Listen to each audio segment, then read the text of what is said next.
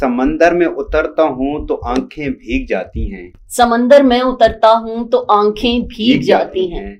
तेरी आंखों को पढ़ता हूँ तो आंखें भीग जाती हैं। यादों की खुशबू खिड़कियों में रक्स करती है।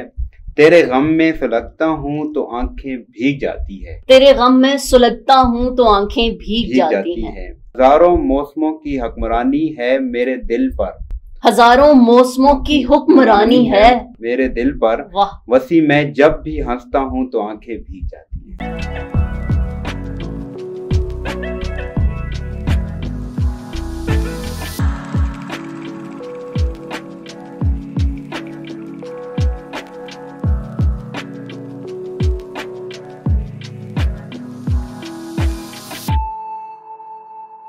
बिस्मिल्लाहिर्रहमानिर्रहीम, अस्सलाम वालेकुम। देसी टीवी यूएसए के प्रोग्राम देसी talk shock with Nadia and Aamir के साथ मैं हूं नादिया राजपूत और मेरे साथ हैं आमिर खान।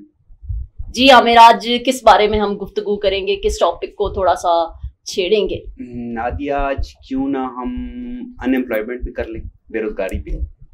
अच्छा, क्या काफी अच्छा टॉपिक आपने चूज किया है क्योंकि मौजूदा दौर का बहुत बड़ा मसला है। बिल्कुल, क्योंकि बढ़ती हुई जितनी आबादी है, बढ़ती हुई आबादी और उतनी अनएम्प्लॉयमेंट भी ज्यादा बढ़ रही है। तो इसकी क्या आप क्या कहेंगी, क्या वजह है? अच्छा, बहुत सारे फैक्टर्स इसमें अपना रोल प्ले करते हैं। अनएम्प्लॉयमेंट होती है जब, आई थिंक मेरे ख्याल में सबसे बड़ा एक फैक्टर ये है कि कोई भी जो कंट्री होती है उसकी जो इकॉनमी जब होती है वो आई थिंक जब स्टेबल होती है, इकॉनमी ठीक होती है और किसी भी कंट्री के इंपोर्ट एक्सपोर्ट और उसका जो अखराजात होते हैं जब उस पर कंट्रोल होता है तो मेरे ख्याल में फिर अनएम्प्लॉयमेंट के चांसेस कम होते हैं। बिल्कुल, ये तो है। अच्छा नादिया, ये तो है पाकिस्तान की, लेकिन फिर बाहर ममालिक की क्यों नहीं बढ़ रही?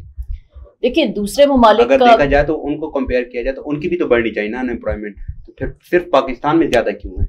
अच्छा आमिर, दूसरे ममालिक में सबसे बड़ी जो वजह मैंने आपको बताई थी वो इकॉनमी है उनकी, कि वहाँ उनकी इकॉनमी स्टेबल है, ठीक है। उनके अखराजात जो हैं वो ठीक चल रहे हैं, उनकी इकॉनमी ठीक है, स्टेबल है, जिसकी वजह से वहाँ पर जॉब के इश्यूज नहीं हैं।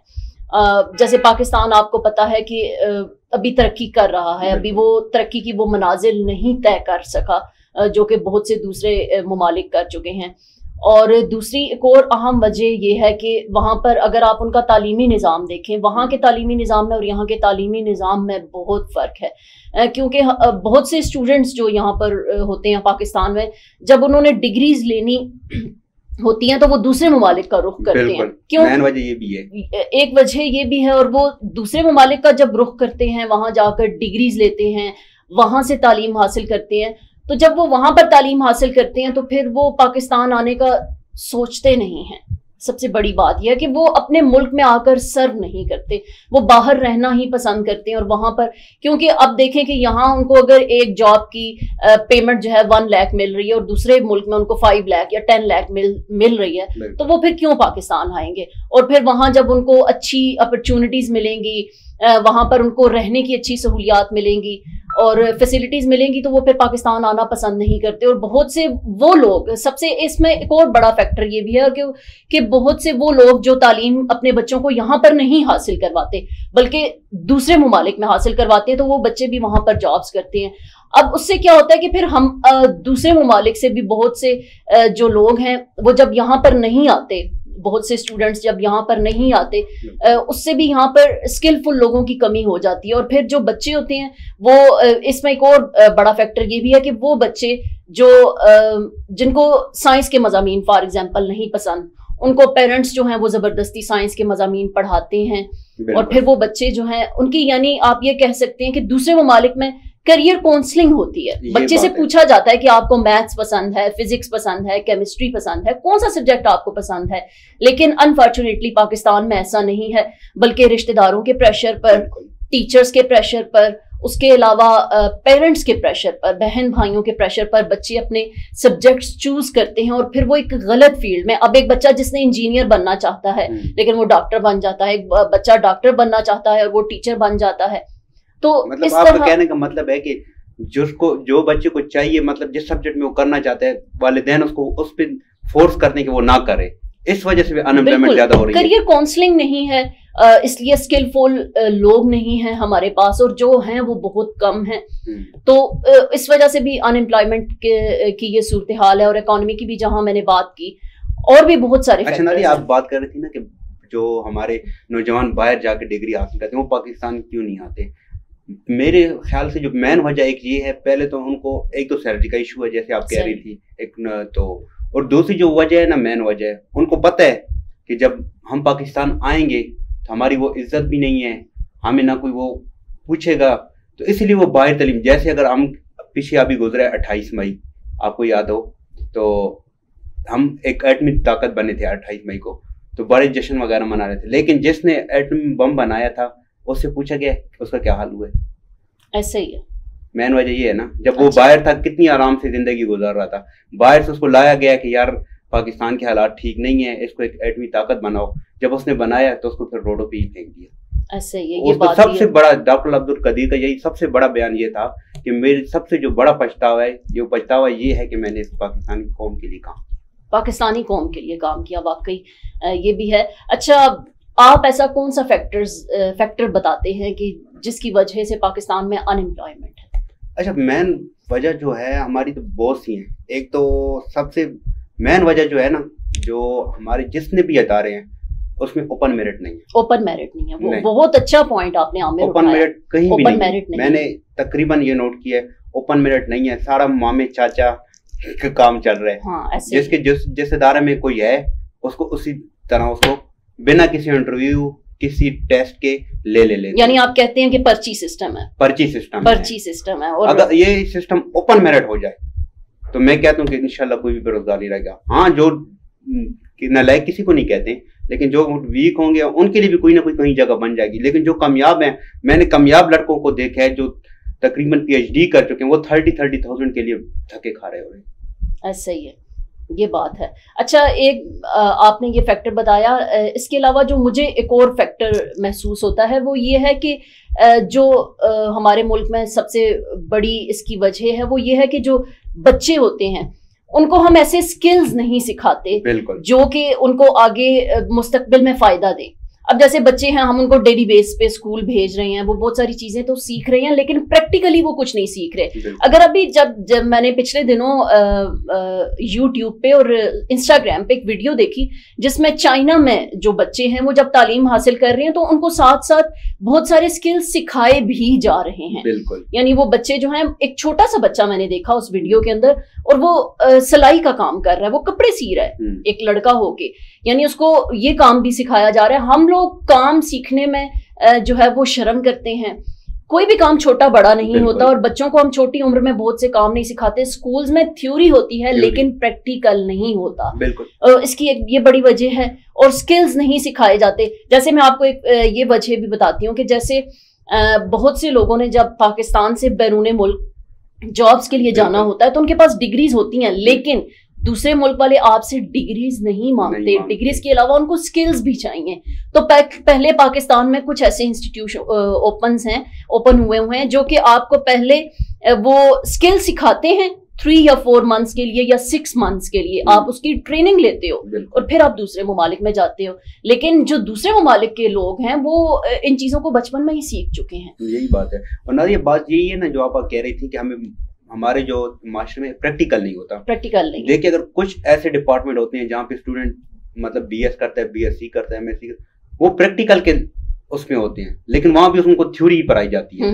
तो वो प्रैक्टिकल फिर कब सीखेगा? ऐसे ही है। जैसे अगर कोई एक डॉक्टर है, अगर उसने डॉक्टर बनना है, सिर्फ वो थ्योरी पे तो नहीं जाएगा ना, ऐसे तो प्रैक्टिकल भी तो सिखाओ। ऐसे है। तो फिर वो डिग्री ले लेता है, उसके बाद वो प्रैक्टिकल के लिए बैठा होता है, और तो 5-6 साल तो वहां पे जाए उसको। ऐसे ही है। और आमिर, इसमें एक फैक्टर ये भी है, अगर आपने देखा हो यूनिवर्सिटीज में बहुत से स्टूडेंट्स जो हैं वो तालीम तो हासिल कर रहे हैं, उनकी फीस पेरेंट्स दे रहे हैं। बिल्कुल। और आजकल इतनी फी है कि वो अफोर्ड ही नहीं होती। एक बच्चे की फी भी अफोर्ड नहीं होती और पेरेंट्स 4-4, 5-5 बच्चों की फी अफोर्ड कर रहे होते हैं। लेकिन एज अ मतलब जो बच्चे होते हैं वो पेरेंट्स की इन जिम्मेदारियों को फील नहीं करते। और अगर आप दूसरे ममालिक में देखें, वहां 13-14 साल का बच्चा भी वो काम पे लगा हुआ है, वो अपनी फी भी खुद पूरी कर रहा है। वैसे तो दूसरे ममालिक में फी जो है वो छोटी क्लासेस में ज्यादातर या बड़ी क्लासेस में भी कुछ ममालिक में वो खुद ही सपोर्ट करते हैं एजुकेशन को, लेकिन वो घर के अखराजात या अपनी पॉकेट मनी को चलाने के लिए वो कुछ ना कुछ काम कर रहे होते हैं। लेकिन पाकिस्तान में ऐसा है कि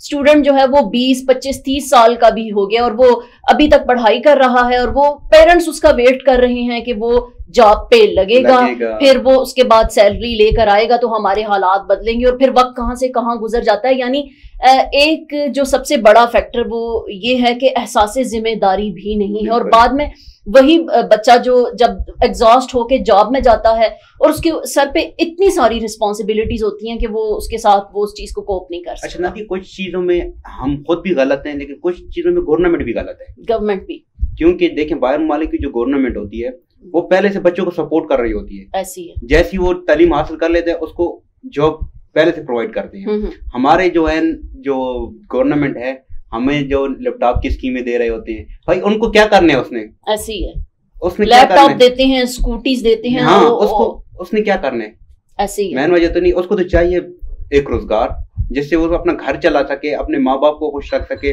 पीछे बहन बेटी जो भी है सबको खुश रख सके।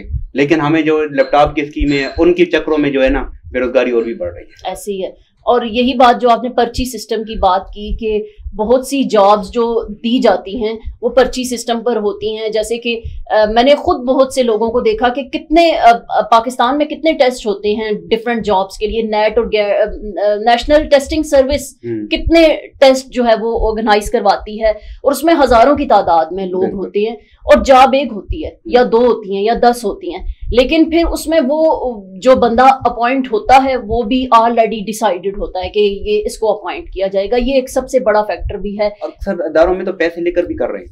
मैंने कई लड़कों से, कई कितनों से मैंने सुना, वो कह रहे हैं कि नहीं भाई इतने पैसे दो ये सीट आपकी कंफर्म है। ऐसी और जो लैक स्टूडेंट है जिन लोगों ने ओपन मेरिट पे नाम पहले नंबर पे है वो पीछे रह रहे हैं। ऐसी है। अच्छा, अभी जैसे पिछले दिनों गंदम स्कैंडल की भी हमने बात की थी, गंदम स्कैंडल में भी ऐसे ही हुआ कि हमने दूसरे कंट्री से गंदम इंपोर्ट कर ली, और फिर अब उससे क्या हुआ कि जब हमारी इकोनॉमी बुरी तरह गिर गई है तो उससे भी हमारे मुल्क के ऊपर एक इफेक्ट आता है, और हमारा जितने भी अखराजात हैं उनका बैलेंस नहीं रहता, और इस वजह से भी क्या होता है कि अनएम्प्लॉयमेंट हो जाती है बहुत सारे इदारों में।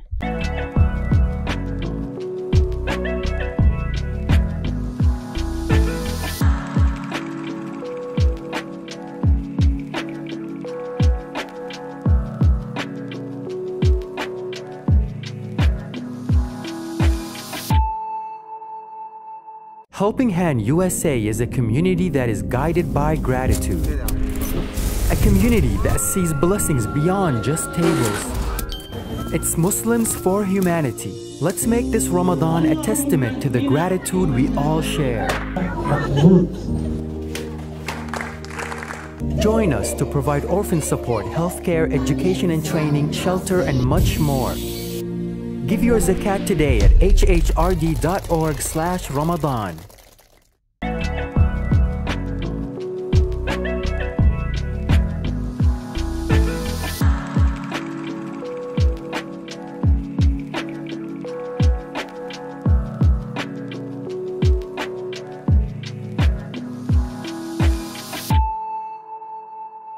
अच्छा नादिया, ये बातों का सिलसिला तो इसी तरह जारी रहेगा।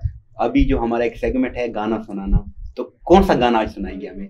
आज मैं आपको नुसरत फतेह अली खान साहब का खूबसूरत गाना आपकी समातों की नजर करूंगी।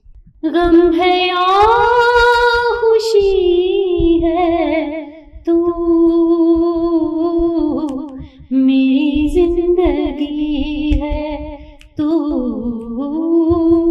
मेरी जिंदगी है, तू गम है या खुशी है तू मेरी जिंदगी है, तू मेरी जिंदगी है, तू आफतों के दौर में, आफतों के दौर में चैन की घड़ी है तू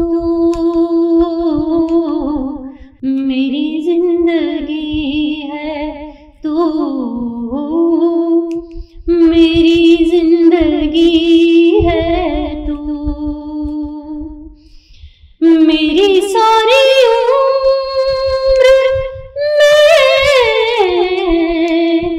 मेरी सारी उम्र में एक ही कमी है तू,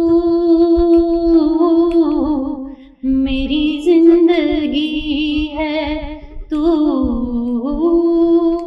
मेरी जिंदगी है तू। मैं खिज़ा की शाम हूँ, मैं खिज़ा की शाम हूँ, रुत बहार की है तू, मेरी जिंदगी है तू, मेरी जिंदगी है तू। बहुत खूब नादिया, बहुत खूब। और आपने चुना ही ऐसे लेजेंड सिंगर को है जिसका किसी के साथ हम मुआवजा नहीं कर सकते। ऐसे ही है। अच्छा नादिया, हम तो बात इसी नेक्स्ट सेगमेंट का जरा आगाज कर लेते हैं। गाना सुनाना के बाद जो हमारा नेक्स्ट सेगमेंट है वो है शायरी रंग, और मैं चाहती हूँ कि थोड़ी सी खूबसूरत शायरी किसी शायर की आप हमारी समातों की नजर करें। अच्छा नादिया, मैं आज जो गजल है वो है वसी शाह की, बहुत खूब। तो वो आपको सुनाऊंगा। कहते हैं समंदर में उतरता हूँ तो आंखें भीग जाती हैं, समंदर में उतरता हूँ तो आंखें भीग जाती हैं, तेरी आंखों को पढ़ता हूँ तो आंखें भीग जाती हैं, तेरी आंखों को पढ़ता हूँ तो आंखें भीग जाती हैं, तुम्हारा नाम लिखने की इजाजत छीन गई जब से, वाह, कोई लफ्ज भी लिखता हूँ तो आंखें भीग जाती हैं, वाह, तेरी यादों की खुशबू खिड़कियों में रक्स करती है, वाह, तेरी यादों की खुशबू खिड़कियों में रक्स करती है, तेरे गम में सुलगता हूँ तो आंखें भीग जाती है, तेरे गम में सुलगता हूँ तो आंखें भीग जाती हैं, मैं हंस के झील लेता हूँ जुदाई की सभी रस्में, मैं हंस के झेल लेता हूँ हाँ, जुदाई की सभी रस्में, हाँ, गले जब उसके लगता हूँ तो आंखें भीग जाती हैं, वाह, बहुत खूब। वो सब गुजरे हुए लम्हे मुझको याद आते हैं, तुम्हारे खत को पढ़ता हूँ तो आंखें भीग जाती हैं, तेरे कूचे से अब मेरा ताल्लुक वाजबी सा है, वाजबी सा है, वाजबी सा है, मगर जब भी गुजरता हूँ तो आंखें भीग जाती हैं, बहुत खूब। और आखिरी मिसरा है कि हजारों मौसमों की हुक्मरानी है मेरे दिल पर, हजारों मौसमों की हुक्मरानी है मेरे दिल पर, वाह, वसी मैं जब भी हंसता हूँ तो आंखें भीग जाती हैं। बहुत खूब, बहुत खूब गजल वसी शाह की। और इसने काफी जो है इस गजल ने नाम बनाया था। जब वसी शाह ने शुरू में शायरी की तो नौजवान नस्ल में बहुत मकबूलियत हासिल की। और मेरे ख्याल में वसी शाह की ये पहली गजल थी, आई थिंक, शायद मुझे अच्छी तरह याद नहीं। हाँ, जितना मैंने सुना है कि ये शायद पहली उसकी गजल थी, उससे इसमें मकबूलियत फिर बहुत हासिल हुई इसको। अच्छा आमिर, बातों का सिलसिला खत्म करने का दिल तो नहीं है, और दिल तो चाहता है कि मजीद जो है हम अपनी ऑडियंस से बात करें और बहुत सी बातें शेयर करें, लेकिन कोई छोटा सा मैसेज जो आप देसी टीवी यूएसए के नाजरीन को देना चाहें आज के दिन के हवाले से। मैं आज के दिन के हवाले से जिस पे हम बात कर रहे हैं कि हाँ, बेरोजगारी, तो मैं अपने नौजवानों से यही कहूँगा कि एक तो आप काबिल बने, काबिलियत के पीछे ना भागे, काबिल बने, मेहनत करें और कोशिश करें ज्यादा से ज्यादा प्रैक्टिकल काम करें, जिस सब्जेक्ट में भी हैं, चाहे आप उर्दू है, इंग्लिश है, जो भी है, आर्ट सब्जेक्ट है, साइंस है, लेकिन जिस चीज का आपको शौक है वो करें, किसी के पीछे ना भागें कि वो जो साइंस पढ़ रहा है तो उसमें मुझे ज्यादा स्कोप है, उसके लिए ये गलत बात है। अच्छा, जो आपको पसंद है, जिसमें आपको अच्छा लगता है, आप वही करें। काबिल आप बनेंगे तो जॉब आपके लिए, बेरोजगारी खत्म हो जाएगी। अच्छा, यानी आप ये कह रहे हैं कि काबिलियत पैदा करें, अहलियत पैदा करें और थोड़े प्रैक्टिकल हो जाएं और सब्जेक्ट्स की रेस में मत जाएं। बिल्कुल यही बात है। बहुत खूब, बहुत खूबसूरत मैसेज है, और बिल्कुल मेरा भी यही मैसेज है आज के दिन सभी स्टूडेंट्स के लिए कि वाकई मेहनत करें और फिर बाकी सब जो चीज़ें हैं वो आप अल्लाह पाक की ज़ात पर छोड़ दें, और कोई भी चीज़ छोटी या बड़ी नहीं होती। इसी के साथ देखते रहें देसी टीवी यूएसए और हमारा प्रोग्राम देसी talk shock with Nadia Namir, और हमें अपनी राय से जरूर आगाह करें और हमें मजीद टॉपिक्स के बारे में बताएं जो हम अपने प्रोग्राम में ऐड करें। और देखते रहें देसी टीवी USA, DTV NN और हमारा OTT प्लेटफॉर्म DTV Flix, जहां 3000 से ज्यादा चैनल्स को देखा जा सकता है।